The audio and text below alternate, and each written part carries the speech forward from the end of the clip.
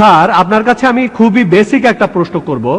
আমি বিশ্বাস করি যে আপনিও বললেন সন্ত্রাস হলো অন্যায়ের বিরুদ্ধে যুদ্ধ, রাইট? আমি আরো মনে করি সরকারের বিরুদ্ধে যুদ্ধ সাধারণ মানুষের যুদ্ধ।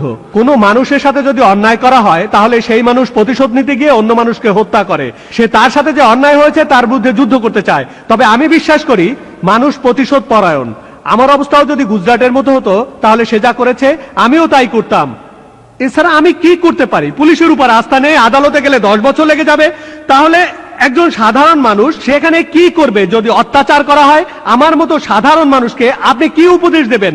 যদি আমার সাথে এমন কিছু হয়। আমি আপনার সাথে একমত।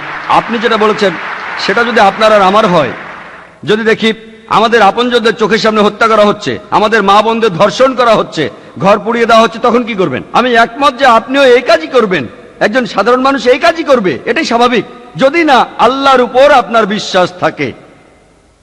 আমি আপনার সাথে একমত।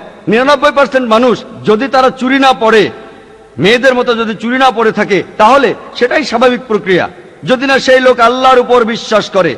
এমনকি আমিও একই কাজ করতাম যদি না আমি কোরআনকে জানতাম, যদি না আমি জানতাম কোরআন এটাকে অন্যায় বলেছে। কারণ যদি আমি নিরীহ মানুষকে হত্যা করি তাহলে আমিও সেই লোকের মতোই কাজ করতাম যে আমার উপর অন্যায় করেছে। যেহেতু কেউ একজন আমার উপর অন্যায় করেছে তার অর্থ এই না যে আমি নিরীহ মানুষকে হত্যা করব। কেউ আমার ঘরে ডাকাতি করলে আমি আরেকজনের ঘরে ডাকাতি করতে পারি না। যদি আমি অপরাধীকে ধরতে পারি আর প্রমাণ করে শাস্তি দিই আলাদা কথা, কিন্তু আমি নিরীহ মানুষকে হত্যা করতে পারি না। কোরআন এই কথাই বলছে যে নিরীহ মানুষকে আপনি হত্যা করতে পারেন না। যেহেতু আমি কোরআনের কথা জানি, আমি এই উপায়ে প্রতিশোধ নেব না। আমি প্রমাণ জোগাড় করার চেষ্টা করব, আমি সরকারকে বোঝানোর চেষ্টা করব। যদি তারপরও সে ছাড়া পাই, আমি কি করব? এই সন্ত্রাসী আক্রমণগুলোর জন্য যে লোকগুলো দায়ী, হতে পারে গুজরাটে বা বোম্বে রায়ট, অথবা পলিটিশিয়ানরা, হতে পারে পুলিশ, অথবা যারা মারা গেছে, অথবা যে লোকগুলো বোমা ফাটিয়েছে, যদি এই পৃথিবীতে তাদের বিচার না হয়, রোজ কিয়ামতের দিন আল্লাহ তাদের শাস্তি দেবেনি। আমরা মুসলমানরা বিশ্বাস করি পবিত্র কোরআনে সূরা আল ইমরানের 185 নম্বর আয়াতে আছে যে কুল্লু নাফসিন যায়কাতুল মাউত, প্রত্যেক জীবকে মৃত্যুর স্বাদ গ্রহণ করিতে হইবে। আসল বিচার হবে রোজ কিয়ামতের দিন। যেহেতু আমরা মানি যে এই জীবনটা পরকালের জন্য একটা পরীক্ষা, এটাই আমরা মানি। যদি এখানে কিছু করতে না পারি তাহলে আল্লাহর কাছে ছেড়ে দেব, তিনিই বিচার করবেন। কিয়ামতের দিন আল্লাহ তাদের অবশ্যই শাস্তি দেবেন। যদি আমরা আজকে হিটলারকে ধরি, তাকে আপনি কি শাস্তি দেবেন? 60 লক্ষ মানুষ হত্যা, তাকে কি শাস্তি দেবেন? তাকে একবার মারতে পারেন, বাকি 59,99,999 জন লোকের কি হবে?